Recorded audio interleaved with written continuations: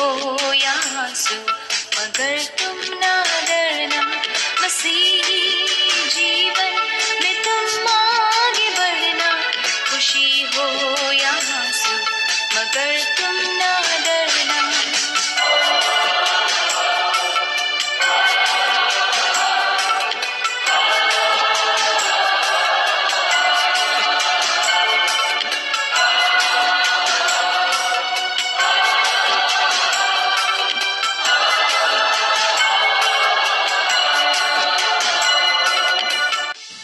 आप सुन रहे हैं सुबह संदेश मॉर्निंग वॉइस।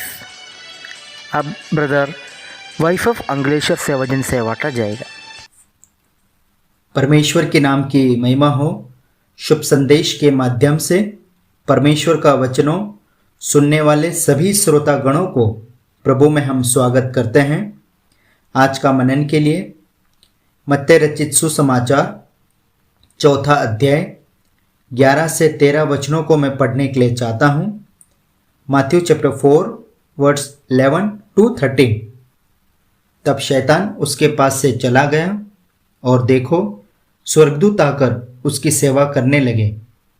जब उसने यह सुना कि यूहन्ना बंदी बना लिया गया है तो वह गलील को चला गया और वह नासरत को छोड़कर कफरनहूम में जो झील के किनारे जबूलून और नप्ताली के देश में है जाकर रहने लगा। परमेश्वर को हम धन्यवाद दें।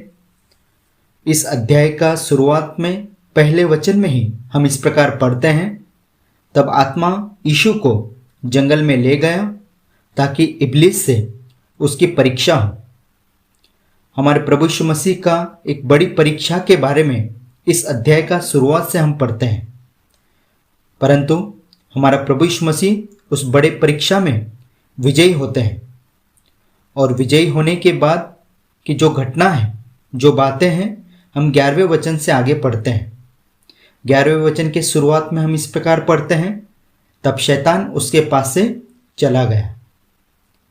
और ये 11वां वचन है वो हमें प्रतीत कराते हैं स्वर्ग का अनुभव कराते हैं। स्वर्ग में स्वर्गदूत परमेश्वर की सेवा करते हैं, परमेश्वर की आराधना करते हैं। ठीक उसी प्रकार यहाँ पर भी 11वें वचन में स्वर्गदूत प्रभु यीशु मसीह का सेवा कर रहे हैं। आज इन वचनों के आधार पर मैं आपके सामने सेवा के बारे में बोलने के लिए चाहता हूँ। एक तरफ हमारे प्रभु यीशु मसीह की सेवा के बारे में, दूसरी तरफ संसार में सभी लोगों के द्वारा की जाने वाली सेवा के बारे में मैं बोलने के लिए चाहता हूँ। दुनिया में हर एक इंसान ऐसे जगह को ढूंढता है, ऐसे स्थान को ढूंढता है जहाँ पर उसको सेवा मिले, न कि वो सेवा करे।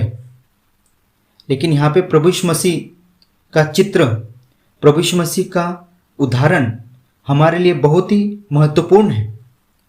जब 11वें वचन में हम इस प्रकार पढ़ते हैं कि प्रभु यीशु मसीह सेवा को ले रहे हैं, लेकिन जैसे ही प्रभु यीशु मसीह को ये पता चलते हैं कि यूहन्ना बंदी बना लिए गए हैं, 12वें वचन का शुरुआत में हम यही पढ़ते हैं, जब उसने यह सुना कि यूहन्ना बंदी बना लिया गया है। जैसे ही प्रभु यीशु मसीह को ये बात पता चलते हैं, तुरंत ही तो वहाँ लिखा है तो वह गलील को चला गया। जब हम 13वें वचन में आते हैं तो 13वें वचन में हम इस प्रकार पढ़ते हैं, और वह नासरत को छोड़कर कफरनहूम में जो झील के किनारे जबूलून और नप्ताली के देश में है जाकर रहने लगा। प्रियो, मैं समझता हूं आज हर एक इंसान ऐसी जगह को, ऐसे स्थान को कभी भी नहीं छोड़ेगा जहां पर उसको सेवा मिल रहा हो। वो कोशिश करेगा मैं हमेशा उस जगह में रहूं, उस स्थान में रहूं जहां मुझे सेवा मिलती रहे। लेकिन यहाँ पे प्रभु यीशु मसीह 13वें वचन में लिखा है, और वह नासरत को छोड़कर, यहाँ पर भले ही लिखा गया है नासरत को छोड़कर, लेकिन मैं ये समझता हूँ प्रभु यीशु मसीह नासरत को नहीं छोड़ रहे हैं।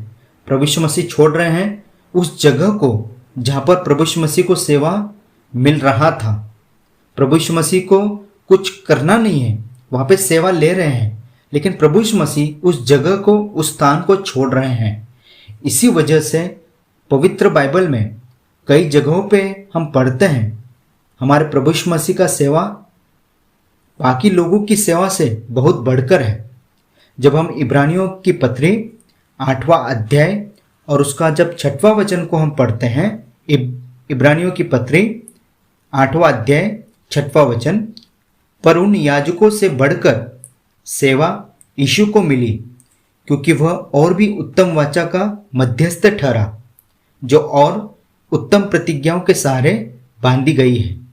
देखिए यहाँ पर प्रभु यीशु मसीह का तुलना याजकों से हो रहा है। याजकों के बारे में पवित्र बाइबल में हम पढ़ते हैं, पुराने करार में याजकों ने बहुत सेवा किया है, महायाजकों ने बहुत सेवा किया है, लेकिन पवित्र वचनों हमें समझाते हैं उन याजकों से, उन महायाजकों से बढ़कर भी सेवा हमारे प्रभु यीशु मसीह ने किया।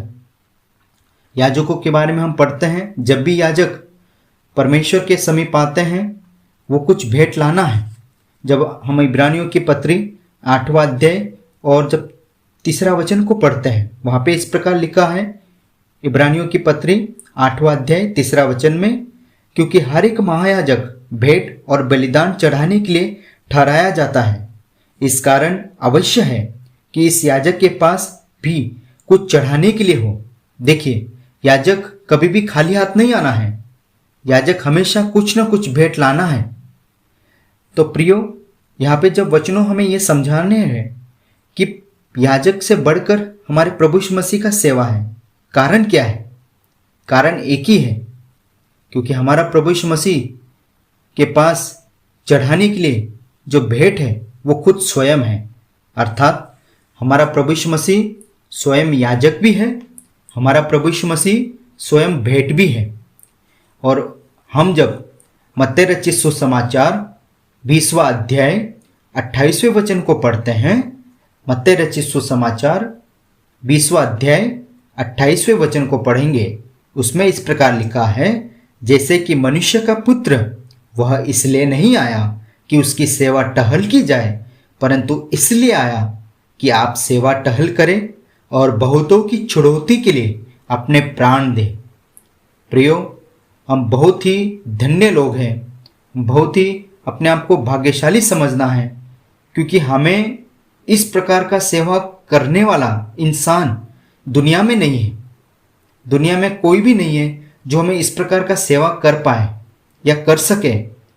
इसी वजह से और बाइबल हमेशा हमें ये बता रहे हैं कि हमारे प्रभु यीशु मसीह का सेवा सभी लोगों की सेवा से बढ़कर है, और इसी कारण की वजह से है क्योंकि प्रभु यीशु मसीह उस सेवा का स्थान लेने वाला स्थान को छोड़कर सेवा करने के लिए हमारे समीप में आया, हमारे निकट आया, और प्रभु यीशु मसीह ने उस सेवा को दिखाया है कलवरी का क्रूज पर अपना प्राण देकर, जहाँ पर हम इस प्रकार यहाँ पर अभी पढ़ा है, बहुतों की छुड़ौती के लिए अपना प्राण प्रभु यीशु मसीह ने दिया है।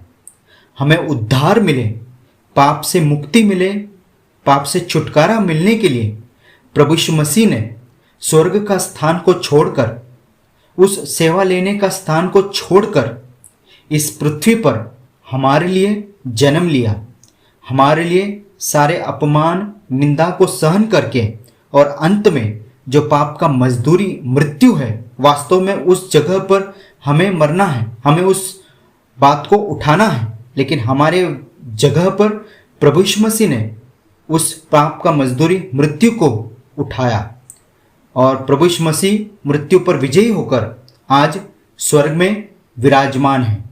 प्रभु आज भी हमारे लिए सेवा कर रहे हैं, और हम प्रभु को धन्यवाद दें। इस प्रकार का सेवा दुनिया में हमें कोई कर नहीं सकते हैं, लेकिन हमारा प्रभु यीशु मसीह हमारे लिए उस सेवा को किए। हम प्रभु को बहुत धन्यवाद दें, और हमारा प्रभु यीशु मसीह मृत्यु पर विजयी होकर आज स्वर्ग में है। प्रभु फिर आएंगे, जितनों ने प्रभु पर विश्वास किया है उतनों को अपने साथ अपने भवन में ले जाएंगे, और हम प्रभु को और सामने देखकर उनकी आराधना करेंगे, उनकी सेवा करेंगे।